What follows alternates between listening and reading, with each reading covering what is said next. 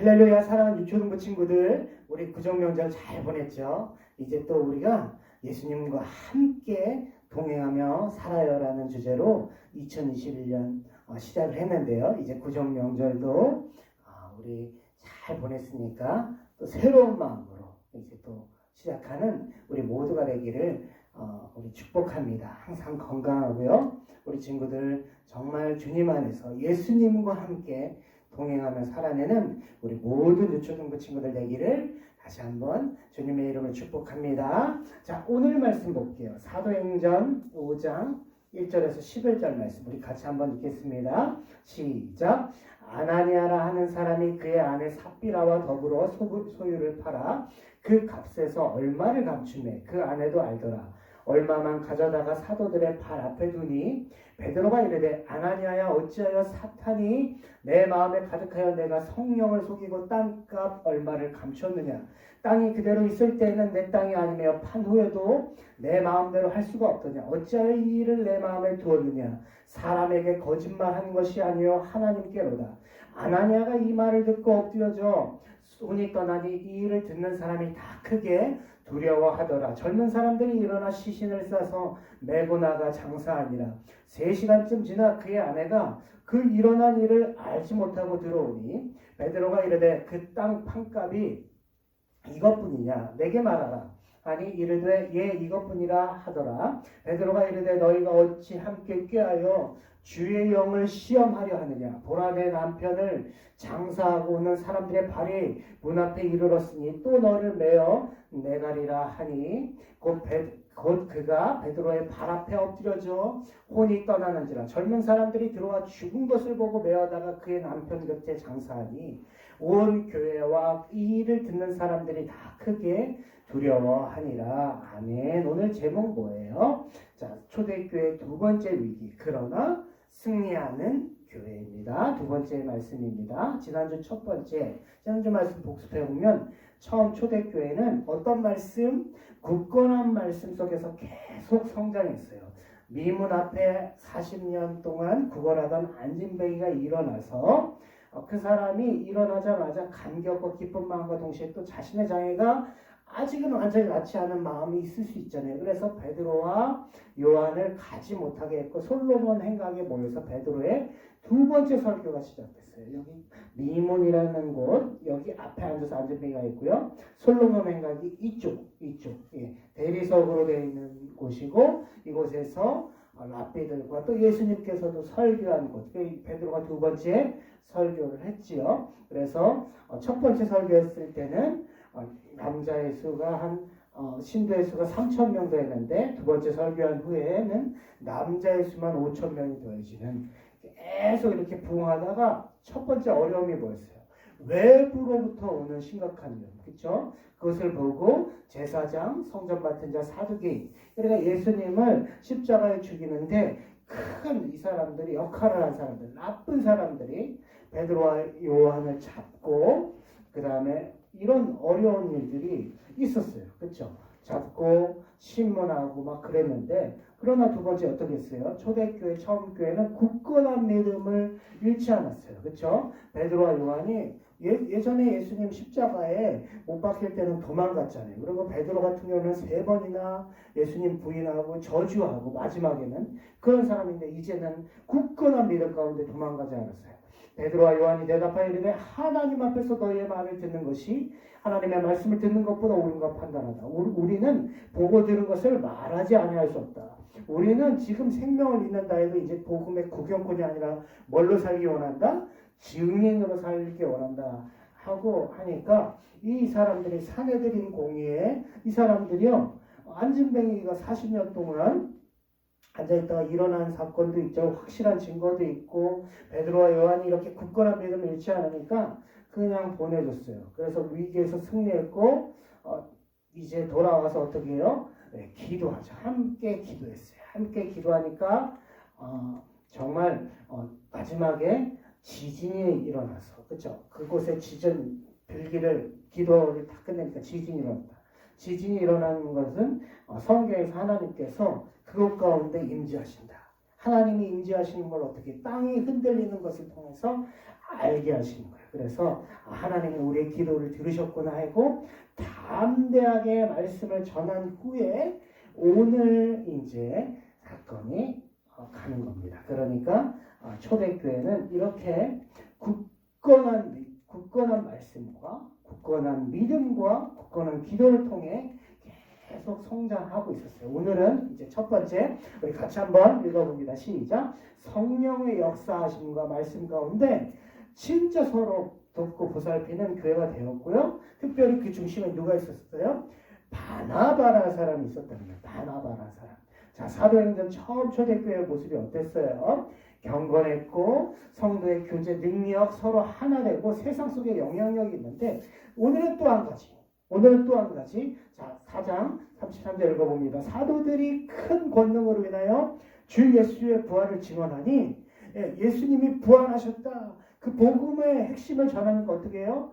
우리가 큰 은혜를 받아서 말씀과 성령의 충만한 역사 속에 교회가 이제 또 어떻게 또 성장해 가냐면 32절입니다. 믿는 무리가 한 마음과 한 뜻이 되어 모든 물건을 서로 통용하고 자기 재물을 조금이라도 자기 것이라 하는 이가 하나도 없더라. 말뿐만 하는 게 아니야. 말뿐만. 진정으로 서로 나누고 살피는 교회가 되었어요. 그렇죠? 근데 잠깐만요. 이 부분에서 목사님이 너무너무 중요한 말 하나 할게요. 하지만 우리들이 초대교회가 여기서 뭘 나눴어요? 자신의 재산을 팔았잖아. 그렇지? 자신의 재산을 팔아서 가난한 형제자매를 도왔어요. 그렇죠? 근데 우리가 오해하지 말아야 될 중요한 것이 있어요. 그래서 첫 번째, 첫사람 아담 이후로 우리 안에 뭐가 있어요? 죄가 있잖아요. 원죄가 있고 자범죄가 있잖아. 완전 타락했기 때문에 이기심이 많은 사람이 자기 물건을 팔아 남과 서로 나눈다는 일이 쉬워요, 어려워요? 어려워요. 불가능한 일이에요. 다만 이번 오늘 사도행전 말씀에서 초대교회 성도들이 자신의 재산을 팔아 가난한 형제와 자매를 도울 수 있었던 것은 교회가 처음 생겨나면서 선물같이 주신 성령의 특별한 충만한 역사, 머리부터 발끝까지 이 초대교회 성도들은 성령의 다스리심을 받았고 말씀의 큰 깨달음 속에서만 가능했던 일이에요. 그래서 3번 여러분, 그래요. 일단 교회 내에서 자기 재산을 다 팔아 가난한 형제 자매를 도와줬다는 것은 하나님께서 교회가 이렇게 처음 생겨날 때, 처음 초대교회가 생겨날 때 마치 성령님께서 어떻게 오순절날 이 땅에 오실 때 뭘로 세 가지 역사하셨지? 바람 그리고 불, 다른 방언으로 역사하셨던 것처럼 하나의 상징적인 의미가 될 수 있는 거예요. 그래서 4번 한마디로 교회에서 자기 재산을 팔아 가난한 형제 자매를 도왔다는 것은 우리 그리스도인들이 예수 믿는 사람들이 이 땅에서도 매우 헌신적으로 함께 하나님의 나라를 세워가야 할 목표이지 완전한 모델은 아니라는 거야. 완전한 모델. 우리가 하나님의 말씀 적용할 때 여러분 중요한 것이 진짜 이 말씀의 의미가 뭔지 그리고 이 시대의 문화와 상황도 고려해야 돼. 그래서 정말 그래. 이런 일은 하나님께서 처음 교회가 생겨날 때 잠깐 허락하신 일이란 말이야. 잠깐. 자기 재산을 교회에서 성도들이 다 팔아서 가난한 형제를 도와줬다는 것은 다 팔아서 헌금을 내서 도와줬다는 게 아니라 다 팔아서 그것은 잠깐 한시적으로 허락하신 일인데 처음 초대교회 그랬으니까 이런 사람도 있어요. 무조건 밑도 끝도 없이 초대교회로 들어가자. 오늘날도 막 교회에서 전 재산 다 팔아서 가난한 이유 도와줘야 된다. 여러분 이게 맞아요? 틀려요? 좀 조심해야 돼. 그리고 또 한 가지 말씀을 보면 오늘 초대교회 성도들이 중요한 게 있어.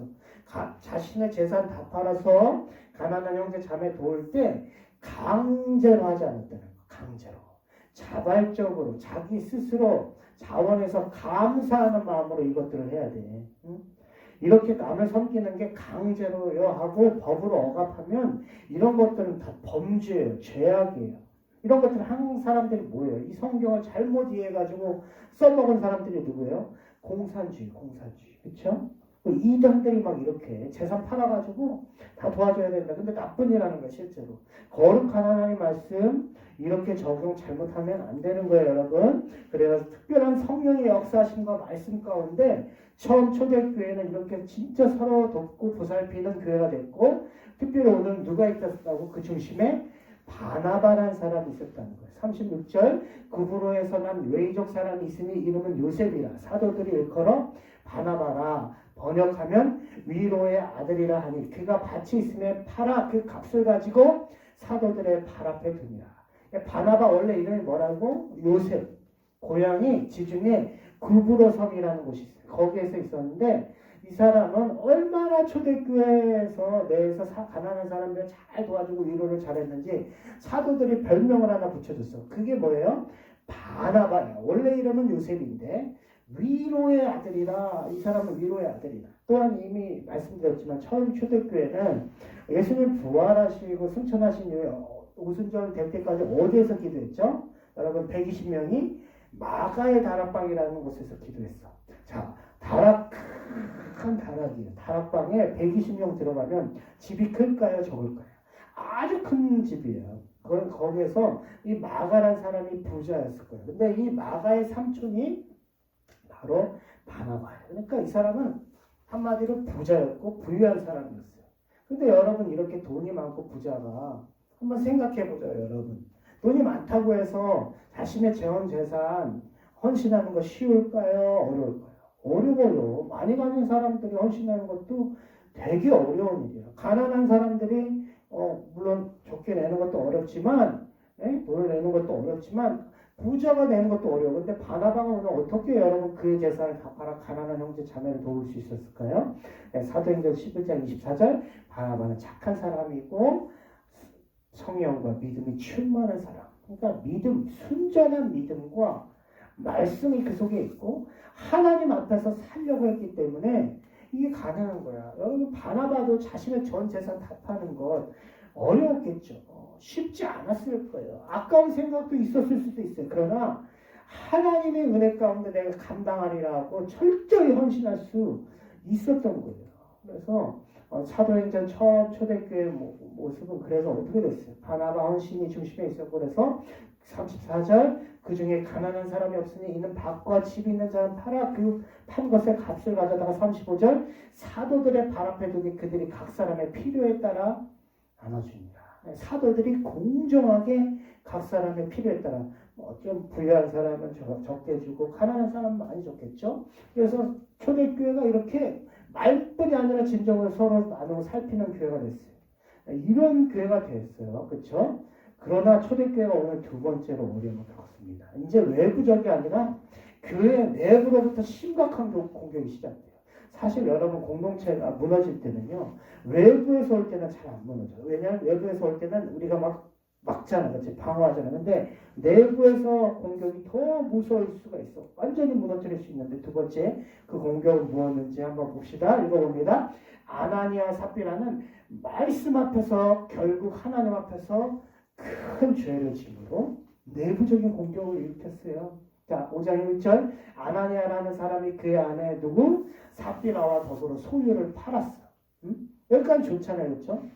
재산을 팔았어요. 근데 2절 그 값에서 얼마를 감추며 그 아내도 알더라. 얼마만 가져다가 사도들의 발 앞에 두니. 그러면 아나니아라는 이름은 여호와는 은혜로우시다. 삽비라는요 아름답다. 이름은 참 좋아요. 그렇죠? 근데 했던 일은 자신의 재산을 팔긴 했어. 전 재산을. 근데 얼마 감추고 얼마만 사도들에게 맞춰 다 판 것처럼 이렇게 준 이름값을 못했어요. 그리고 계속된 상황이 어떻게 돼요? 베드로에게 찾아갔는데 계속 속이니까 베드로가 이렇게 베드로 사도가 아나니아야 어찌하여 사탄이 내 마음에 가득하여 내가 누굴 속이고 성령을 하나님을 속이고 땅값 얼마를 감췄느냐. 사람에게 거짓말한 것이 아니라 하나님께로다. 아나니아가 이 말 듣고 엎드려져 혼이 떠나니 죽어버렸어. 심장마비에 걸렸는지 어떻게 됐는지 잘 몰라. 듣는 사람이 다 크게 두려워하더라. 젊은 사람들이 일어나 시신을 싸고 메고 나가서 장사했어요. 그런데 3시간쯤 지났어. 7절 그 안에 삽비라가 이 일어나는 일을 알지 못하고 들어왔어. 베드로가 또 물어봅니다. 회개하라는 거죠. 그 땅 판값이 이것뿐이냐? 그러니까 어떻게 또 속이는 거야. 이것뿐입니다. 그러니까 베드로가 너희가 어찌 함께 껴요? 성령을 시험하려 하느냐 하고 또 죽었어. 그래서 장사했다 남편일 때. 너무 안타까운 일이에요. 너무너무 안타까워. 목사님이 이걸 초등학교 2학년 때 이 말씀을 들었어요. 근데 그러면서 질문이 있었어요. 말씀이 너무 어려운 거예요. 목사님한테. 왜냐하면 재산을 다 팔아 헌금한 거 맞죠? 여러분 맞아요. 그리고 거짓말 몇 번 했어요. 한 번 한 건데 그것 때문에 아나니아 삽비라가 꼭 죽어야 되냐 이거죠. 너무 어려웠어요. 그래서 이 질문을 우리가 해결하기 위해서 그럼 아나니아 삽비라가 지은 죄가 뭔지 한번 생각해 봐야겠죠? 첫 번째 그 죄는 뭐예요? 전세 재산을 팔고 아까운 마음이 드는 것. 탐심이 생기는 거는 누구나 드는 생각일 수 있어요. 그렇죠? 여기까지. 그러나 중요한 일은 뭐예요? 사도들이 베드로가 시켰어요? 안 시켰어요? 안 시켰어요. 이 말은 충분히 자기 재산을 다 팔았어요. 일단 팔았어. 그러면 재산의 생각을 바꿔서 재산의 반만 헌금할 수 있어? 없어요? 헌금할 수 있지. 4분의 1 그것도 아니면 좀 아까우면 10분의 1 헌금할 수 있어? 없어요? 그렇게 할 수 있지. 그리고 나서 나머지 9분의 1은 나머지 10분의 9는 소유해도 누구 하나 손가락질할 사람이 없어요. 그 헌금만으로 충분히 칭찬받고 존경받을 수 있는 일이에요. 그렇죠? 대단한 거예요. 근데 하지만 아나니아 삽비라는 예를 들어 누굴 본 거야? 누굴 보고 이 일을 한 거지? 아마도 바나바를 본 것 같아. 바나바가 전 재산 팔고 교회 앞에 바쳤을 때 사람들이 바나바 대단합니다. 위로의 아들입니다. 당신은 위대한 하나님의 사람입니다. 사랑받는 것을 본 거예요. 그래서 더럽고 추한 탐심과 동시에 또 뭐가 들어온 거야? 마음에. 명예욕이 들어온 거야. 내가 명예를 누려야지. 사람들을 속여서 명예를 누려야지. 그래서 거짓말한 거예요. 종교적인 위선적인 마음을 가졌어. 위선적인 마음. 그래서 사람은 어떻게? 결국 탐심과 더럽고 추한 명예욕과 종교적 위선 가운데 누구를 속이려 한 거예요? 누굴? 하나님을 결국 속이려 한 거지. 사람을 속이려고 했고 결국은 올라가다 보면 하나님을 속이려고 하는 거예요. 그래야 아나니아의 삽비라에게는 하나님 앞에서 사는 것보다 하나님께 사랑받고 인정받는 것보다 누구에게 인정받고 사랑받는 걸 더 좋아한 거예요. 사람에게 사랑받고 인정받고 존경받는 것이 더 중요했던 거예요. 그 마음과 가치가 누구에게 있었던 거야? 사람에게 있었던 거예요. 사람. 그래서 거짓말로 감히 하나님을 속이려 한 거예요. 그래서 교회가 이제 생겨났잖아요. 그렇죠? 오순절 성령 강림 사건으로 성령님의 오심으로 이제야 거룩하게 생겨나서 거룩하게 시작하고 있는데 처음에 이런 악의 심각한 뿌리를 아나니아 삽비라가 막 주는 거예요. 가만두면 이 뿌리를 통해 누가 또 동참해? 그 초대교회 또 마음이 연약한 사람들, 나쁜 사람이 있을 수 있겠죠. 그러니까 동참할 수 있기 때문에 그러면 공동체가 망가지잖아요. 그러니까 하나님께서는 끝까지 회개하지 않는 이 아나니아 삽비라를 그저 두고 보고 계실 수만은 없었던 거예요. 한편으로는 마음이 너무 아프셨겠죠. 공동체를 살리고 사람들을 다시 어떻게 해요? 정신을 차리게 하는 몽둥이로 본보기로 죄를 죽이고 그들을 심판하신 거예요. 죄를 죽이시려고. 그래요. 아나니아 삽비라 사건에서 얻어야 할 중요한 여러분 교훈이 뭐예요? 첫 번째, 절대로 두려우신 하나님을 우리가 경외해야 돼요. 경외. 두려운 마음을 가져야 돼요. 하나님께 도전하거나 하나님께 직접 욕하거나 회방하거나 망령되게 하나님의 이름을 더럽히거나 감히 하나님을 속이려 하면 안 돼요. 하나님께 직접 짓는 죄는 용서가 받기 어려워요. 특히 이런 죄는 조심해야 돼. 특히 미국 사람들 이런 말 사는데요. 오 마이 갓 이런 거 하면 안 돼. 감히 하나님 이름 안 좋을 때도 오 마이 갓, 좋을 때도 오 마이 갓, 놀랐을 때도 오 마이 갓 하면 안 되죠. 그렇죠? 하나님 이름이 그거예요? 안 돼요. 용서받기 힘들어요. 두 번째, 항상 사람이 아닌 누구 앞에서 살려고 하나님 앞에서 살려고 말씀과 기도로 순전한 마음과 믿음으로 살아내려고 몸부림을 치고 애를 써야 돼. 누구나 저 천국에 갈 때까지 사람은 연약해요.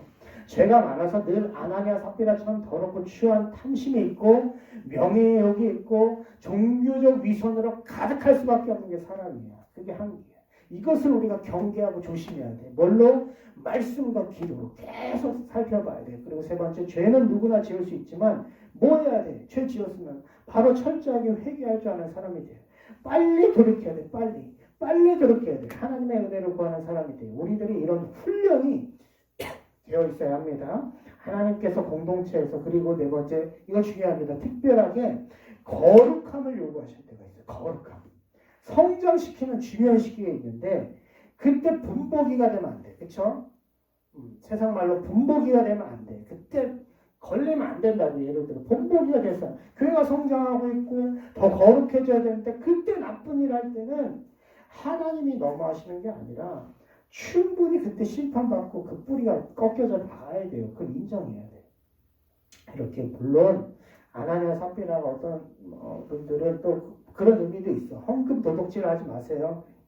헌금 잘 내세요.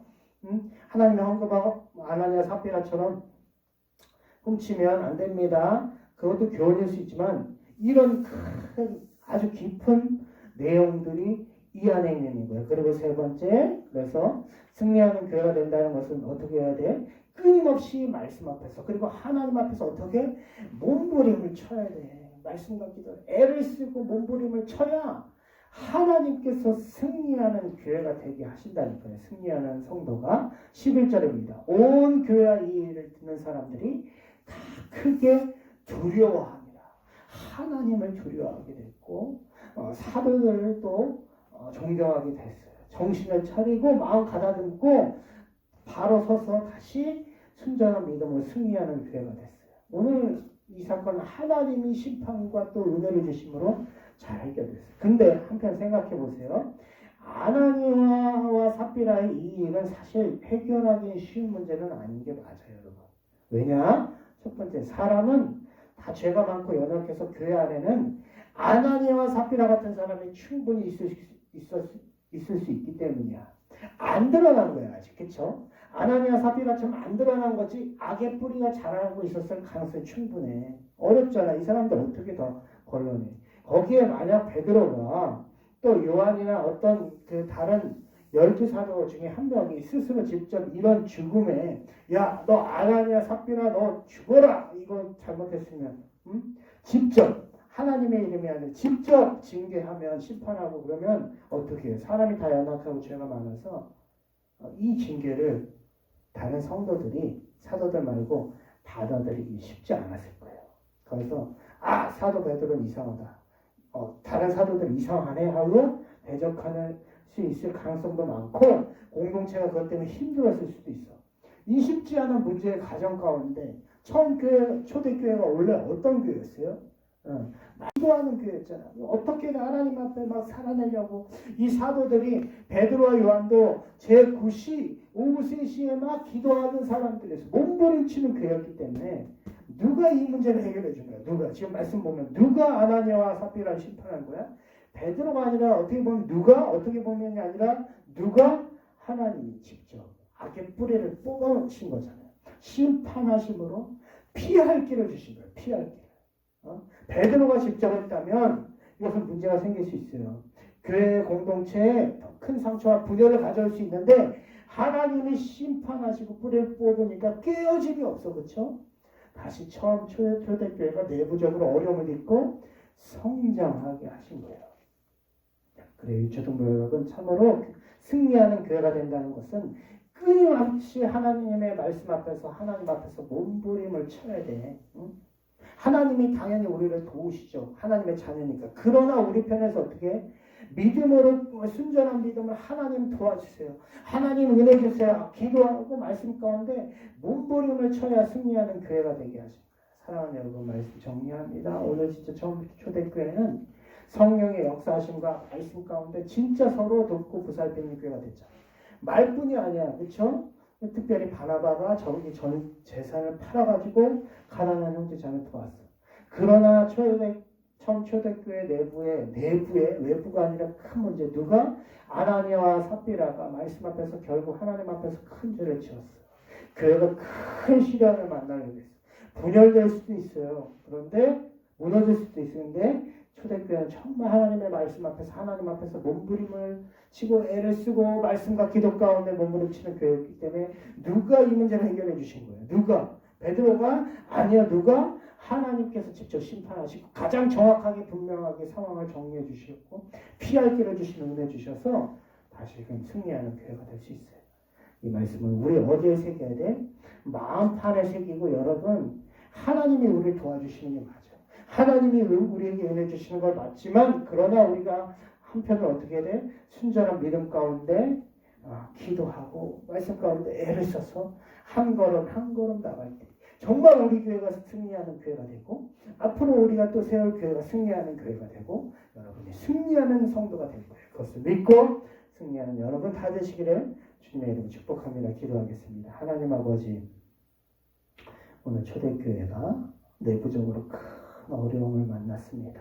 아나니아와 삽비라의 그 문제로 공동체가 멈출 수도 있고 무너질 수도 있고 분열될 수도 있는 위기 속에서 올레기들이 기도했고 믿음 가운데 기도했고 말씀 가운데 서려고 애를 쓰는 교회였기 때문에 하나님께서 또 더욱 큰 은혜를 주심으로 그 문제를 해결하고 승리하는 교회가 되었음을 우리가 확인하였습니다.